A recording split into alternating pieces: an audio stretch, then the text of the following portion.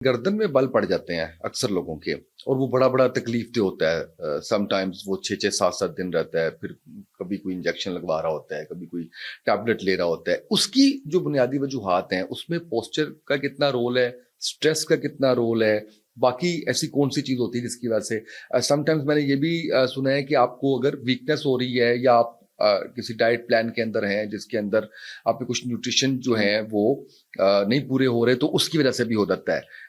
इसकी क्या वजूहात है? इलेक्ट्रोलाइट इम्बैलेंसमेंट की वजह से आपको अक्सर औकात बल पड़ जाते हैं, क्योंकि उसमें आपके बॉडी के न्यूट्रिएंट्स ऊपर नीचे हो रहे होते हैं जब आप डाइटिंग कर रहे हैं या कोई भी ऐसी चीज कर रहे हैं, और बहुत ज्यादा सडन मूवमेंट्स की वजह से आप सडन मूवमेंट कोई भी कर रहे हैं। गर्दन में अगर कुछ लोगों के बल पड़ते हैं, एकदम से इस तरफ देखा गर्दन में बल पड़ गया, रात को तकिया ऊंचा लेकर से गर्दन में बल पड़ गया, अक्सर टांगों में सोए सोए बल पड़ जाते हैं। अक्सर औकात लोगों की वो पाँव की जो सबसे आखिरी उंगली होती है उसमें सोए सोए रात को बल क्रैम्प्स आना शुरू हो जाते हैं। इस तरह की वो सडन मूवमेंट्स बेसिकली होती हैं, क्योंकि आपके पट्टों में उस टाइम पे खिंचाव आना शुरू हो रहा होता है।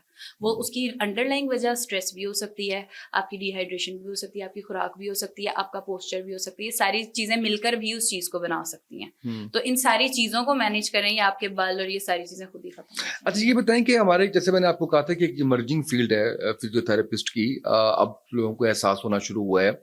आप क्या समझती हैं कि ऐसी वो अहम चीज जिसको हम एड्रेस नहीं करते, यानी घर में कुछ ऐसा हो गया, कोई ऐसी ऊंच नीच हो गई जिसकी वजह से, तो हमें वो, मुझे नहीं पता वो क्या चीज़ है, वो आपसे मैं जानना चाह रहा हूँ। उस वक्त फौरन आपको फिजियोथेरेपिस्ट के पास जाना चाहिए कि वो आपका पूरा चेकअप करके उस चीज़ को एड्रेस कर सके। जो आम फैम जैसे घर में कुछ हो गया, आई डोंट नो वो क्या है, वो आप बताइए।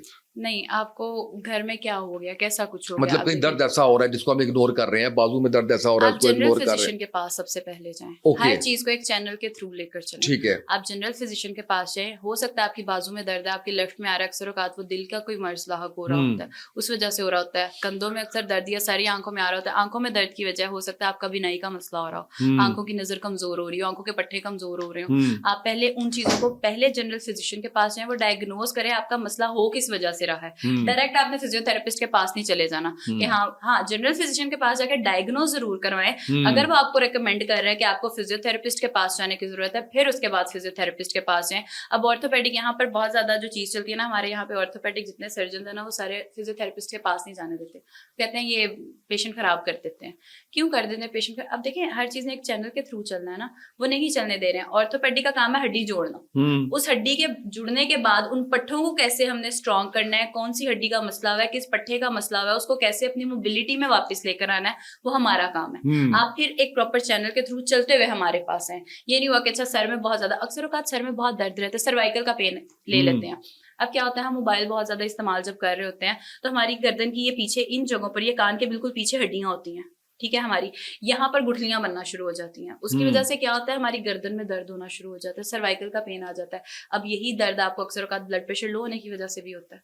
अब वो आपको ये तो नहीं पता वो सर्वाइकल का पेन था या वो आपको ब्लड प्रेशर का पेन था। तो पहले आप जनरल फिजिशियन के पास जाएं, चेकअप करवाएं कि वो किस वजह से आ रहा है। हाँ, अगर वो फिर आपको रिकमेंड करें कि आपको फिजियोथेरेपिस्ट के पास जाने की जरूरत है, फिर फिजियोथेरेपिस्ट के पास। अच्छा, जैसे आप गुठलियां बनने की बात कर रही हैं, खलियों की बात कर रही हैं, आपके गर्दन में, आपकी टांगों में, इस पे मसाज करवाया जाता है, या आप किसी मसाज ही मैं कह सकता हूँ दबाते हैं, या आप कहते हैं कि अच्छा टांग के ऊपर खड़े होके तो आप ये खलियां निकालने की लिताड़ा दे लें और खलियां खत्म करने की कोशिश करें। Is it the solution? अच्छा, गुठलियों में फर्क होता है, जो आपके गर्दन में है ना वो खलियां नहीं है। ओके, ठीक है। ट्रिगर पॉइंट्स बन जाते हैं आपकी बॉडी में।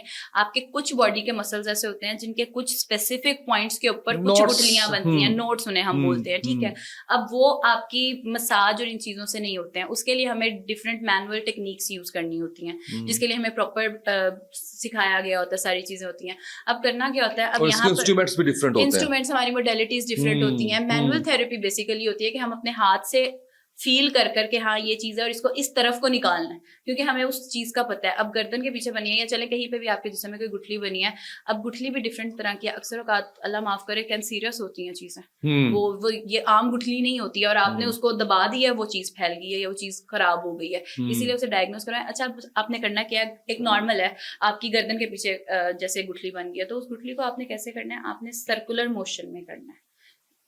कोई भी ऑयल ले ले जो आपको एलर्जी नहीं है उससे। अक्सर लोगों को ऑलिव ऑयल से मसला होता है, ज्यादातर हम ऑलिव ऑयल का कहा जाता है, लेकिन अगर नहीं है तो आपने क्या करना है, सर्कुलर मोशन में उस गुठली के ऊपर आपने सर्कुलर मोशन में मसाज करना है। जब उसे मसाज करेंगे वो आहिस्ता आहिस्ता एकदम से ख़त्म नहीं होगी, आहिस्ता आहिस्ता आहिस्ता आहिस्ता वो ख़त्म होना शुरू हो जाएगी। Massage is a good thing अगर आप ठीक से कर रहे हैं। कहीं पे आपको सर्कुलर मोशन में जाना है, कहीं पे आपको लंबाई में करना है, आप अगर उन चीज़ों की प्रैक्टिस इतनी कर चुके हैं, आपको उन चीज़ों का पता है कौन सा या कोई पट्टा किस ऐसा तरफ जा ऐसा रहा है, शख्स है जिसने सीखा हुआ है, जिसको जिसने पता सीखा है। हुआ है, जिसको पता है कि कौन सा पट्टा किस तरफ को जा रहा है, कि कौन से पट्टे की कहाँ पर जुड़ रहा है, कहाँ से निकल रहा है, तो फिर आप उन चीज़ों से कर सकते हैं, उससे आपको फायदा होगा डेफिनेटली।